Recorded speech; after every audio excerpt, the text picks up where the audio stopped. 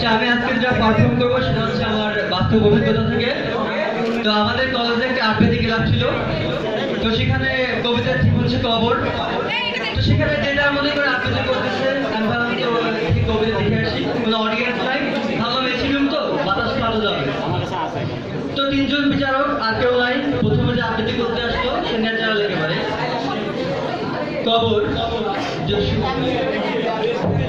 এইখানে তোর দাদির কবর, ডালিম গাছের তলে ৩০ বছর ভিজায় রেখেছি দুই নয়নের জলে। তাহলে হাসি কিছু ছিল না, এটা সিরিয়াস ছিলাম। কবিতা হচ্ছে একটু মেয়েলি ভাবসা, একটু ধ্বংস না হলে কবিতা হয় না। এরপর যে আবৃত্তি করতে আসলো স্থানীয় নেতা, আমরা দেখলাম বলে কেউ না, এটা আমাদের মাহাদির বাড়ি। কবিতা আবৃত্তি করতে উঠলো, ভাবসা তো সেই যদিও অডিয়েন্স কেউ ছিল না।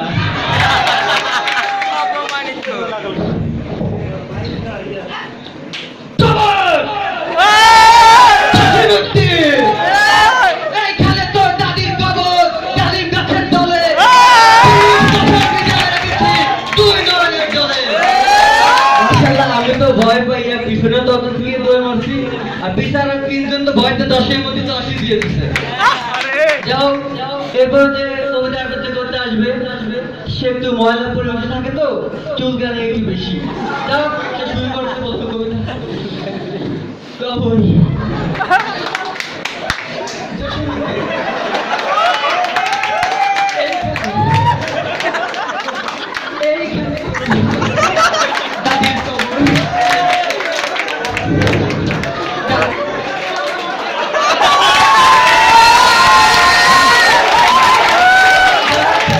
সবাই তো অনেক বিনোদন পাইছে।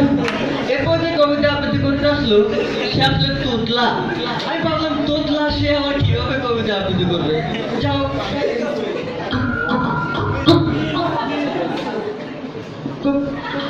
কবর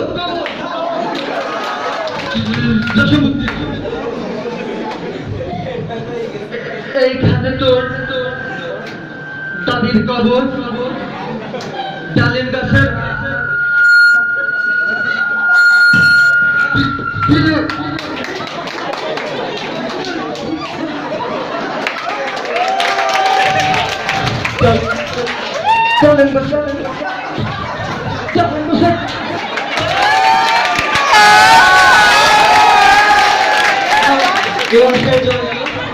এরপরে যে পারফর্ম করতে আসবে সে হচ্ছে একটু মজা প্রিয় লোক, হাসতে পছন্দ করে আমাদের সম্রাট ভাইয়ের মতো অনেক।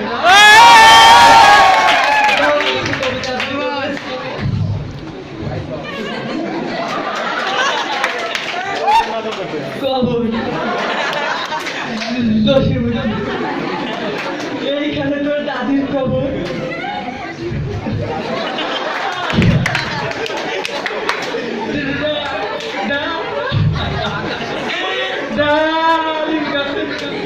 তলে যাও সে হাসি চলে গেল। যাক হাসিটা হাসি প্রবলেম বলে হাসতে পারে নাই। যাক এবার যে কবিতা আবৃত্তি করতে আসবে সে একটু ভীতু টাইপের, অল্পতে ভয় পায়।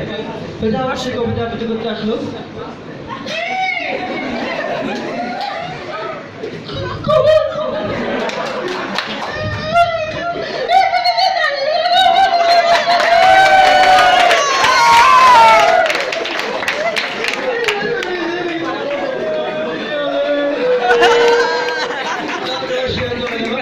এরপর যে আসবে সে হচ্ছে হুজুর একজন, তো স্টেজে আসলো, এবার সে শুরু করলো নাহমাদুহু ওয়া নুসাল্লি আলা কারীম আম্মা বা'দ।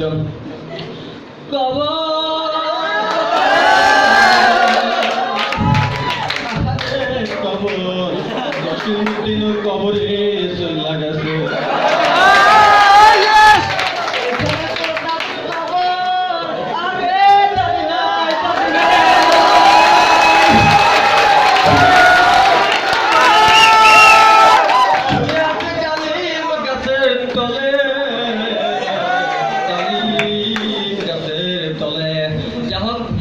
এবার যে আবৃত্তি করতে আসবে সে একটু ভিন্ন ধরনের, আসলে মেলও না ফিমেলও না। ফেসবুকে যারা আদার্স আইডি বলে সেই পাবলিকের লোক বুঝতে পারছেন কারা, সে হচ্ছে হিজরা। আসলে এই কাপড় কোথায় কাপড়?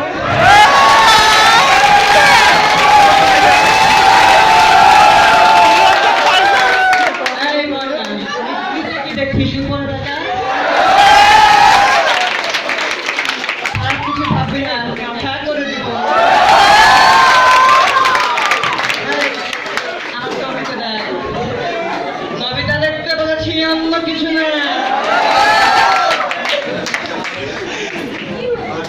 এইখানে তো দাদির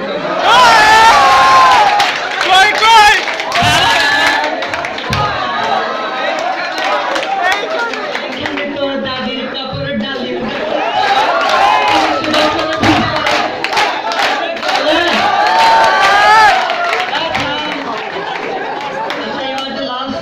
করবে, সে হচ্ছে মাইকেল জ্যাকসনের ভক্ত।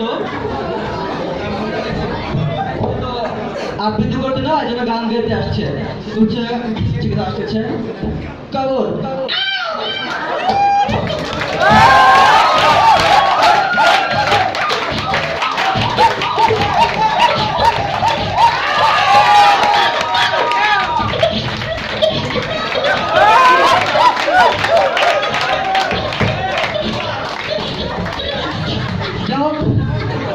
অনেক মজা পেয়েছিলাম আবৃত্তি শুনে। আমিও ভাবলাম জীবনে যদি ইচ্ছে হয় অন্তত কবি না হতে পারে একজন আবৃত্তিকার হবো।